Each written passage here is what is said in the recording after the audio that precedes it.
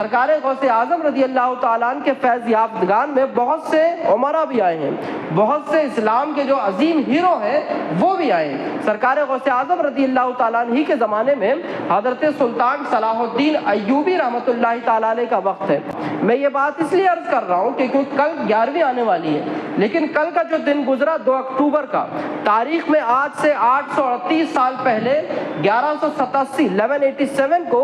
2 اکتوبر 1187 کا وقت تھا جب حضرت سلطان صلاح الدین ایوبی رحمۃ اللہ تعالیٰ نے بیت المقدس کو فتح کیا تھا۔ فلسطین کو فتح کرنے کا دن یہ کل کا دن گزرا ہے، اور سرکار غوث اعظم رضی اللہ تعالیٰ عنہ کے فیض یافتگان میں سلطان نور الدین زنگی جو اس وقت زنگی سلطنت کے بادشاہ تھے، اور اس کے بعد سلطان صلاح الدین ایوبی جو سلطان نور الدین زنگی کے پروردہ تھے اور آپ کے داماد بھی لگتے ہیں۔ سلطان صلاح الدین ایوبی کا تذکرہ اس لیے کیا جا رہا ہے کیونکہ کل کا دن بیت المقدس کے فتح کا گزرا۔ اگر آپ تاریخ کا مطالعہ کریں گے تو تاریخ میں 1090 میں سلطان صلاح الدین ایوبی نے جب بیت المقدس فتح کیا، اس سے 90 سال پہلے عیسائیوں نے اور صلیبیوں نے بیت المقدس پہ حملہ کیا، اور بیت المقدس کو پہلی بار جب حضرت فاروق اعظم رضی اللہ تعالیٰ نے اپنے زمانے میں بیت المقدس فتح کیا، اس زمانے کے بعد یعنی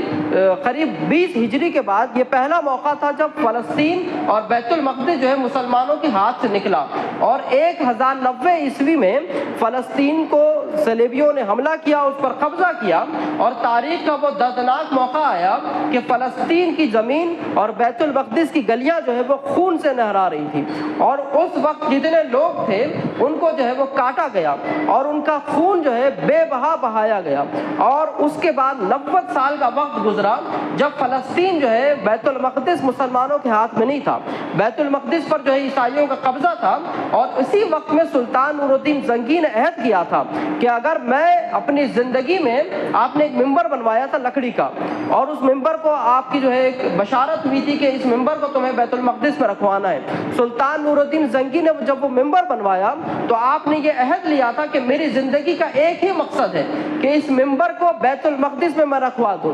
بیت المقدس فتح کیا جائے گا اور بیت المقدس میں مسجد اقصیٰ میں اس ممبر کو رکھوایا جائے گا، لیکن اللہ کا کرنا یہ تھا کہ سلطان نور الدین زنگی نے زندگی بھر کوششیں کی لیکن بیت المقدس فتح نہیں ہوا۔ آپ کے داماد اور پروردہ سلطان صلاح الدین ایوبی کا وقت آیا، آپ نے مصر کو فتح کیا۔ آپ نے اس وقت جو اسلامی دنیا میں ایک تفرقہ تھا، پوری دنیا میں طوائف الملوکی تھی، مسلمانوں کا کوئی امیر نہیں تھا، سلطان صلاح الدین ایوبی علیہ الرحمہ نے پوری دنیا میں مسلم حکومت کو مضبوط کیا۔ مصر میں ایک باطنی خلافت تھی، جو بدعقیدہ لوگ تھے ان کی خلافت کا خاتمہ فرمایا، اور اس کے بعد پورے جو ہے وہ عرب میں اور پورے مڈل ایسٹ میں اور تمام علاقوں میں آپ نے ایک حکومت قائم کی، اور عباسی خلیفہ کا آپ نے جو ہے وہ خطبہ صادر فرمایا جو بغداد میں تھی۔ عباسی خلافت کو مضبوط اور استحکام دینے میں بھی سرکار غوث اعظم رضی اللہ تعالیٰ عنہ کا ہاتھ ہے، اس کے متعلق انشاءاللہ کبھی ذکر ہوگا۔ سلطان صلاح الدین ایوبی نے اپنی پوری زندگی لگا دی، اور آپ کا یہ تہیہ تھا کہ میں اس وقت تک جو ہے زمین کو پیٹ نہیں لگاؤں گا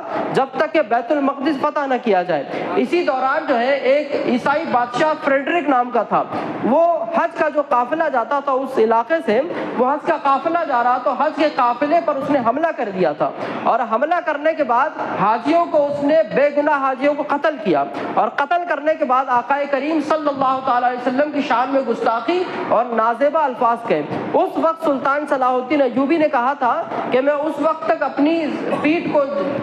کو زمین پر نہیں لگاؤں گا جب تک کہ فریڈرک کا سر جو ہے نہیں اتار لیتا۔ آپ نے قسم کھائی تھی، اور پھر تاریخ نے دیکھا کہ 4 جولائی 1187 میں جنگ ہتین کا موقع آیا، اور جنگ ہتین، بیٹل آف ہتین، آپ تاریخ پڑھیں گے،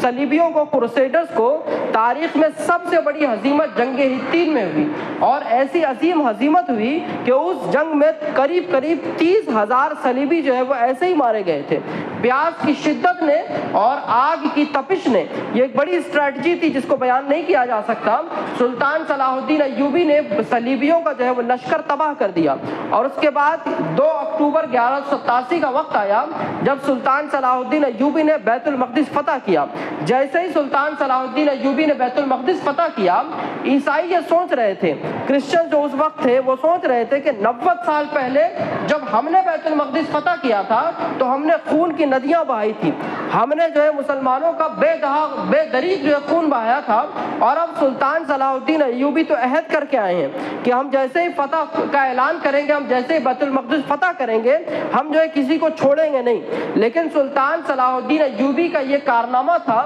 اور آپ کا یہ عظیم اعلیٰ اخلاق تھے جس کو آج پورا ویسٹرن میڈیا مانتا ہے، جس کو پوری جو ہے ویسٹرن ہسٹورینز مانتے ہیں کہ صلاح الدین اپنے وقت کا وہ بادشاہ تھا، اپنے وقت کا وہ حاکم تھا، اور وہ جو ہے وہ فاتح تھا جس نے اعلان عام کیا کہ فریڈرک جس نے آقا کریم علیہ الصلوۃ والسلام کی شان میں گستاخی کی تھی، اس کے علاوہ ہم کسی سے بدلہ نہیں لیں گے۔ تم نے یقیناً 90 سال پہلے اسی مقدس سرزمین کو، جس کو قرآن کہتا ہے کہ ہم نے اس سرزمین میں برکت رکھی ہے، عیسائیوں کے لیے، یہودیوں کے لیے، مسلمانوں کے لیے بڑی اہم جگہ ہے بیت المقدس اور الاقصی کمپلیکس، لیکن سلطان صلاح الدین ایوبی نے اعلان کیا کہ ہم کسی سے بدلہ نہیں لیں گے، جس کو چاہیے وہ بیت المقدس میں رہے اور جس کو چاہیے وہ بیت المقدس چھوڑ کے چلا جائے، اور جو جانا چاہتا ہے فدیہ دے اور فدیہ دے کے چلا جائے۔ تاریخ نے وہ عظیم واقعات دیکھے کہ بہت سے غریب عیسائی تھے اور ان کے پاس کوئی مال و متاع نہیں تھا، لیکن وہ خوف میں وہاں رہنا نہیں چاہتے، وہ جانا چاہتے تھے۔ تو سلطان صلاح الدین ایوبی اور آپ کے بھائی عادل نے اپنی جیب خاص سے پیسے دیے اور کہا کہ ان کا فدیہ ہم دیتے ہیں، انہیں جانے کی اجازت دی جائے۔ تاریخ کا یہ عظیم واقعہ، اور اس کے بعد سلطان صلاح الدین ایوبی سے لے کر کے فرسٹ ورلڈ وار تک مسلمانوں کے پاس بیت المقدس رہا، اور مسلمان، عیسائی اور یہودی جو ہے بالکل امن و چین کے ساتھ یہاں رہتے تھے۔